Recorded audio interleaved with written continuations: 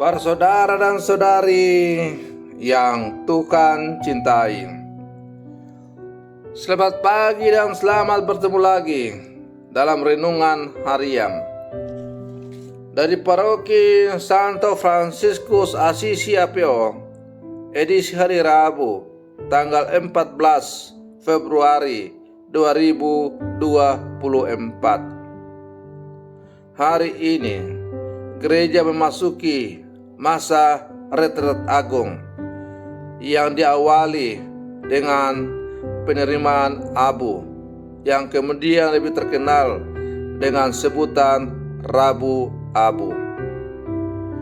Sebelum kita berbondong-bondong menuju ke gereja untuk menyatakan pertobatan kita dengan menerima abu sebagai tanda hidup tidak layak di hadapan Tuhan, kita hendak mendengar dan merenungkan sabda Tuhan.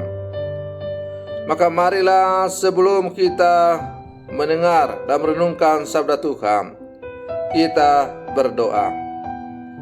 Dalam nama Bapa dan Putra dan Roh Kudus. Amin. Allah Bapa yang Maha Rahim, perkenankanlah semua pengikut Kristus memasuki masa prapaskah ini. Kuatkanlah kami agar kami mampu menentang kuasa kejahatan. Semoga kami dapat menyangkal diri dan menemukan kekuatan karena berpuasa dan berpantang. Bersabdalah ya Tuhan, kami siap mendengarkan. Terpujilah Engkau Bapa, Putra dan Roh Kudus, kini dan sepanjang segala masa. Amin. Para saudara dan saudari yang Tuhan cintai, sabda Tuhan yang hendak kita dengar dan kita renungkan untuk mengawali hari yang baru ini diambil dari Injil Matius pasal 6 ayat 1 sampai 6, lalu dilanjutkan ayat 16 sampai 18. Tuhan bersamamu. Inilah Injil suci menurut Matius. Dalam khotbah di bukit, Yesus bersabda kepada murid-muridnya, "Hati-hatilah, jangan sampai melakukan kewajiban agamamu di hadapan orang supaya dilihat. Karena jika demikian, kamu tidak beroleh upah dari Bapamu yang di surga. Jadi, apabila engkau memberi sedekah, janganlah engkau mencanangkan hal itu seperti yang dilakukan orang munafik di rumah-rumah ibadat dan di lorong-lorong supaya dipuji orang. Aku berkata kepadamu, sesungguhnya mereka sudah mendapat upahnya.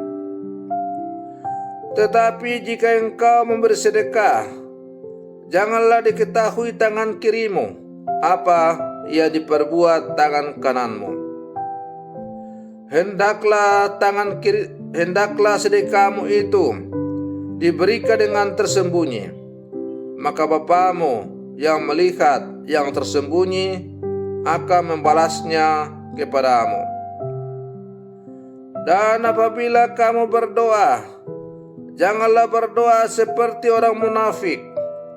Mereka suka mengucapkan doanya dengan berdiri di rumah-rumah ibadat dan pada tikungan-tikungan jalan raya, supaya mereka dilihat orang.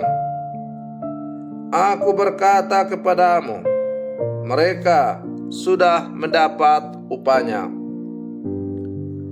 Tetapi jika engkau berdoa, masuklah ke dalam kamarmu, tutuplah pintu, dan berdoalah kepada Bapamu yang ada di tempat tersembunyi. Maka Bapamu yang melihat yang tersembunyi akan membalasnya kepadamu. Dan apabila kamu berpuasa, janganlah muram mukamu seperti orang munafik. Mereka mengubah air mukanya supaya orang melihat bahwa mereka sedang berpuasa.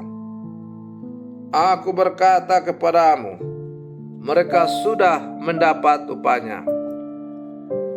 Tetapi apabila engkau berpuasa, minyakilah kepalamu dan cucilah mukamu, supaya jangan dilihat orang bahwa engkau sedang berpuasa, melainkan hanya oleh Bapamu yang ada di tempat tersembunyi. Maka Bapamu yang melihat yang tersembunyi akan membalasnya kepadamu. Demikianlah sabda Tuhan. Para saudara dan saudari yang Tuhan cintai, pada hari ini, Rabu 14 Februari 2024, ada dua peristiwa penting dalam kehidupan kita sebagai orang Katolik dan sebagai orang Katolik yang hidup dalam wilayah Negara Kesatuan Republik Indonesia.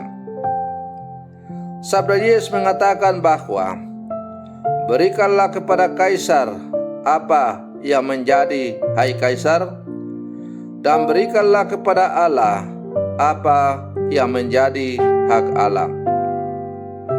Maka sebagai warga negara Indonesia, marilah kita yang sudah memiliki hak memilih, kita berbondong-bondong menuju TPS-TPS untuk mendukung program negara, yaitu dengan mengikuti pemilihan umum, di mana kita akan memilih wakil-wakil rakyat, mulai dari DPR tingkat 2, provinsi, DPD, DPR RI, dan presiden serta wakil presiden yang akan melayani kita sebagai warga negara 5 tahun ke depan.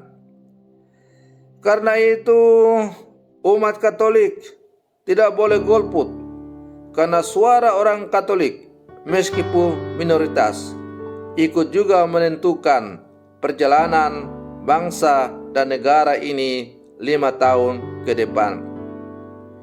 Silakan berbondong-bondong menuju ke TPS-TPS untuk menentukan pilihanmu sesuai dengan hati nuranimu masing-masing, dan bukan karena dibayar atau karena diiming-imingi dengan janji-janji tertentu yang tidak masuk akal. Tetapi hendaklah dengan terang iman menggunakan hak pilih demi masa depan bangsa dan negara. Sebagai warga kerajaan Allah, umat Katolik, hari ini kita memasuki retret agung yang lebih dikenal sebagai masa Prapaskah. Selama 40 hari ke depan, kita akan mengisi retret agung kita ini dengan berpuasa, berdoa, dan berpantang. Biasanya hari-hari ini umat akan rajin bertanya kepada para pastor tentang puasa dan pantang.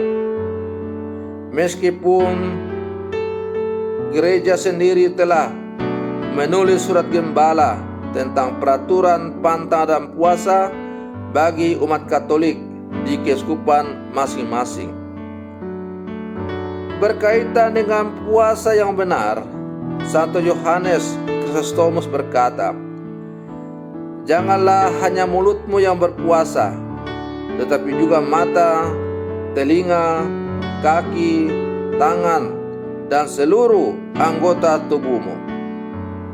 Hendaklah tangan berpuasa dengan tidak melakukan ketamakan dan keserakahan. Hendaklah kaki berpuasa dengan berhenti mengejar dosa. Hendaklah mata berpuasa dengan mendisiplinkan diri untuk tidak memelototi apa yang berdosa. Hendaklah telinga berpuasa dengan tidak mendengarkan pembicaraan jahat dan gosip. hendaklah mulut berpuasa dari kata-kata kotor dan kritik yang tidak adil, atau biasa kita kenal dengan fitnah dan celaan. Para saudara dan saudari yang Tuhan cintai, karena itu sebagai orang-orang Katolik, kita diajak untuk sungguh-sungguh memaknai masa retret agung ini. Mungkin sekarang timbul pertanyaan, apa yang harus kita lakukan dalam masa retret agung ini? Paling tidak, kita semua diajak untuk melakukan 3 hal. Pertama, kita diajak untuk melakukan karya amal kasih. Dalam melakukan karya amal kasih ini, perhatian kita terutama tercurah pada mereka yang kecil, lemah, miskin, tersingkir, dan difabel.